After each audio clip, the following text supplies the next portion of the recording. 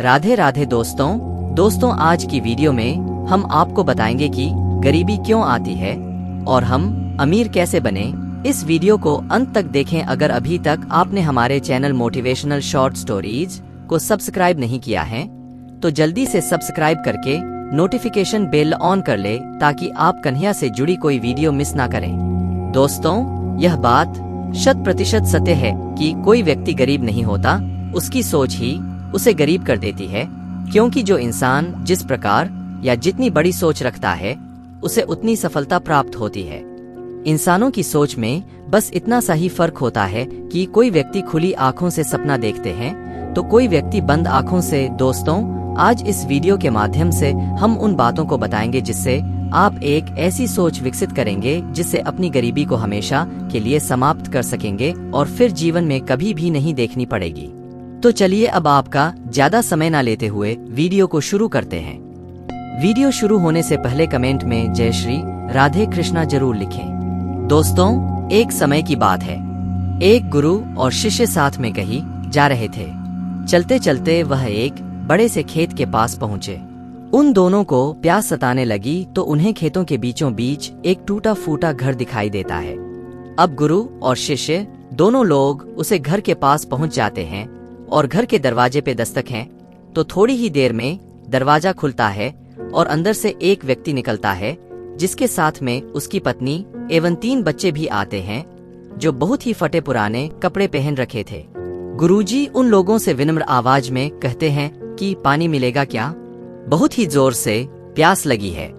वह व्यक्ति अंदर से पानी लेकर आता है जिसे गुरुजी पी लेते हैं। फिर अचानक गुरुजी उसे व्यक्ति से कहने लगते हैं, आपका खेत तो बहुत बड़ा है परंतु इसमें कोई फसल नहीं है, फिर आप लोगों का गुजारा कैसे चलता है? गुरुजी की ऐसी बातें सुनकर वह व्यक्ति कहता है, गुरुजी हमारे पास एक भैंस है जो काफी दूध देती है, वही दूध बेचकर कुछ पैसे मिलते हैं जिससे हमारा गुजारा हो जाता है। इसी तरह बातों ही बातों में शाम हो जाती है तो गुरु ने सोचा आज की रात्रि हम यही रुक जाते हैं। इसके बाद गुरुजी उसे व्यक्ति से रुकने की अनुमति मांगते हैं। वह व्यक्ति अनुमति दे देता है और गुरुजी वही रुक जाते। गुरुजी नींद से उठ जाते हैं और अपने शिष्य के कान में जाकर एकदम धीरे से आवाज देते हैं, इधर से चलो, अब हमें यहाँ से चलना चाहिए और इसके भैंस को भी साथ में ले जाकर जंगल में छोड़ देना है। गुरुजी की ऐसी बातों को सुनकर थोड़े समय के लिए शिष्य को विश्वास नहीं हो पा रहा था क्योंकि यह वही गुरु है जो इतना ज्ञान दिया करते थे कि चोरी करना सबसे बड़ा अपराध है, परंतु आज पहली बार किसी के साथ गलत करने के लिए बोल रहे थे। लेकिन शिक्षक गुरु की बात को टाल भी नहीं सकता था। आखिर वह गुरु और शिष्य जंगल की तरफ भैंस को लेकर निकल पड़ते हैं और उस भैंस को जंगल में ले जाकर ऐसी जगह में छोड़ देते हैं जहां से उसका वापस आना बहुत मुश्किल था। इसके बाद वह गुरु और शिष्य वहां से चले जाते। शिष्य के मन में यह बात हमेशा ही खटकती रहती थी कि गुरुजी ने ऐसा क्यों किया।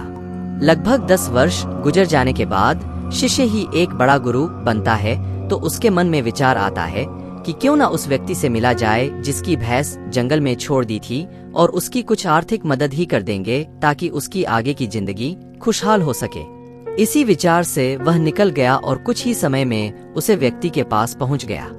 लेकिन वहां का दृश्य देखकर वह चकित हो जाते हैं क्योंकि अब उसे खेत में बहुत से वृक्ष थे जिसमें बहुत सारे फल भी लगे हुए हैं और झोपड़ी की जगह एक विशाल घर था।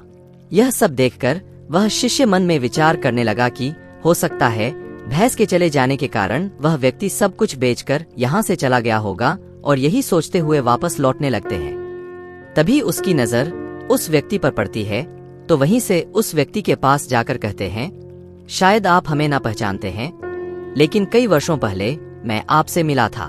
तब वह व्यक्ति कहता है, मैं आपको कैसे भूल सकता है, आप तो उस दिन बिना बताए ही यहाँ से चले गए और उसी दिन हमारी भैंस भी ना जाने कहाँ चली गई जो आज तक नहीं लौटी। कुछ दिनों तक मैं बहुत परेशान रहा, कुछ समझ नहीं रहा था कि अब क्या करें, परंतु जीने के लिए कुछ ना कुछ कम करना भी जरूरी था। इसीलिए मैंने लकड़ियों को काट कर बेचने का काम शुरू किया।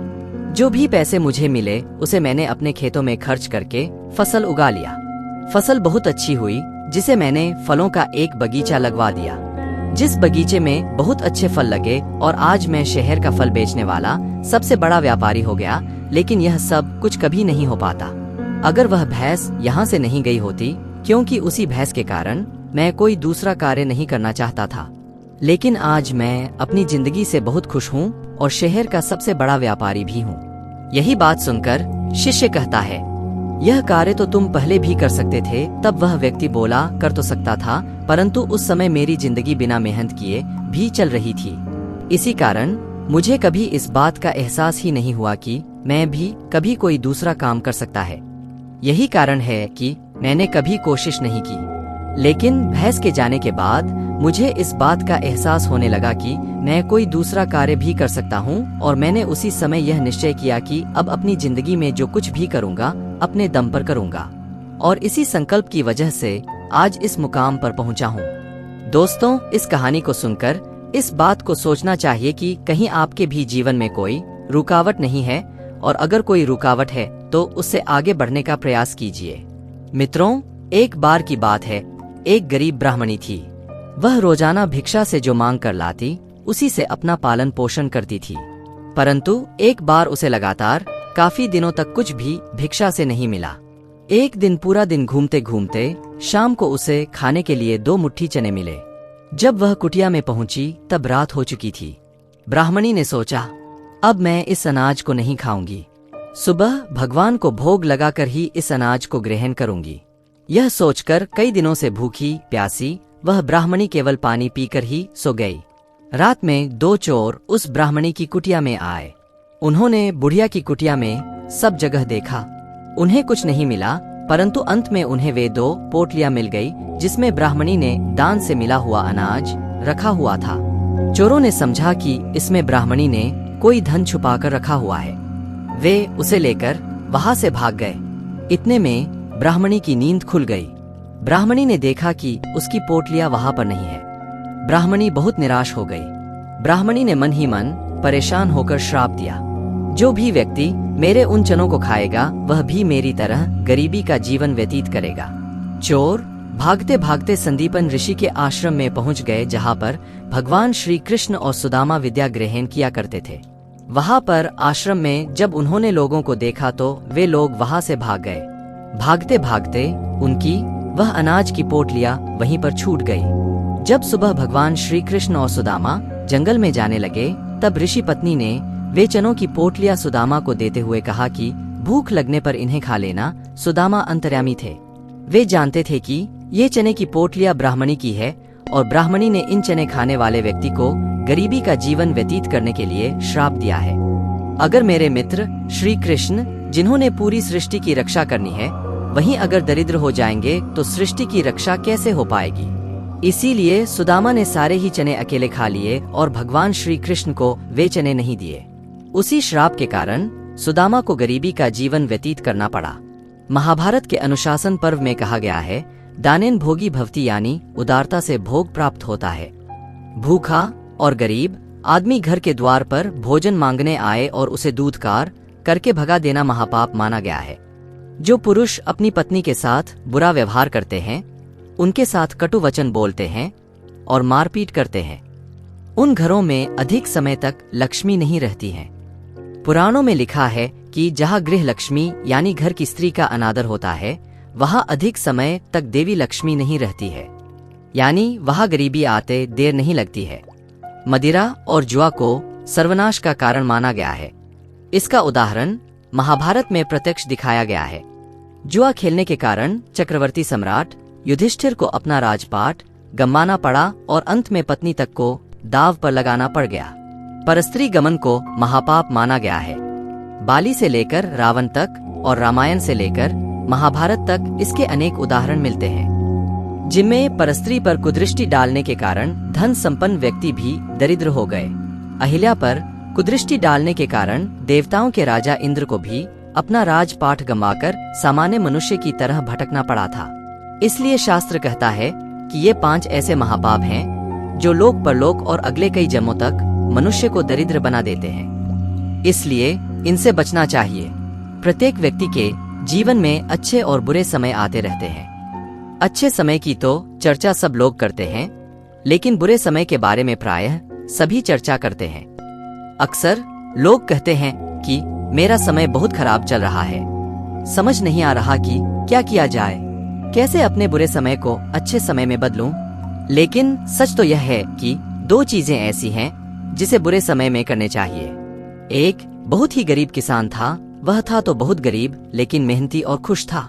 वह रोज सुबह उठकर मंदिर में जाकर केवल 10 मिनट भगवान के आगे हाथ जोड़कर प्रार्थना करता था। उस किसान की पत्नी भी हर रोज उसके साथ मंदिर जाती थी।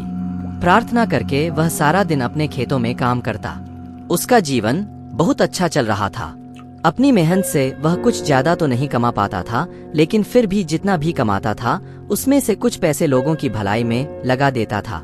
उस किसान के गांव में बीमारी फैल गई। किसान का इकलौता बेटा बीमार पड़ गया।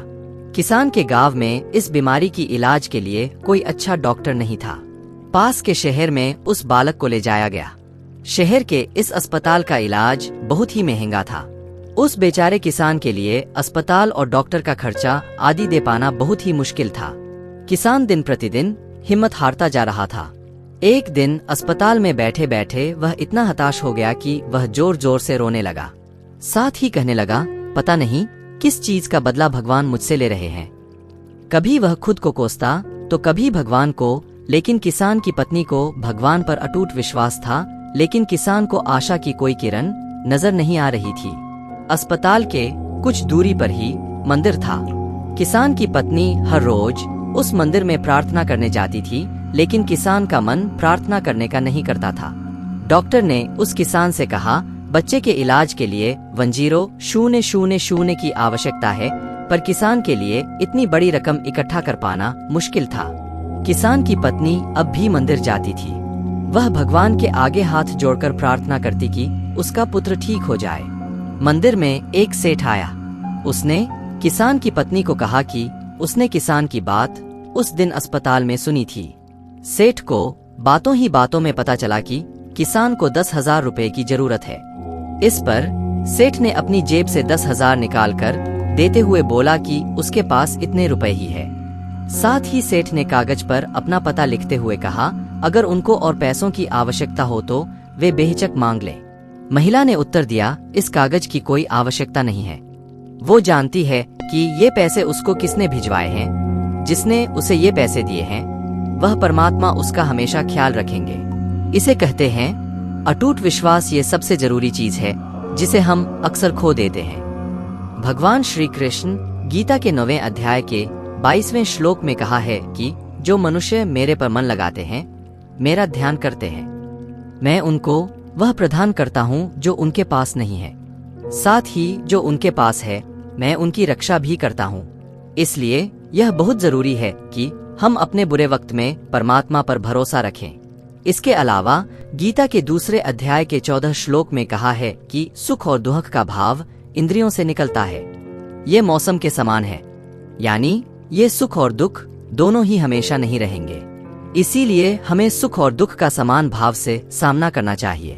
भगवान श्री कृष्ण ने गीता में कहा है कि अर्जुन जिस भाव का चिंतन करते हुए मनुष्य शरीर का त्याग करता है, वो उस भाव को ही प्राप्त होता है, क्योंकि वह सदा उसी भाव में भावित रहा है।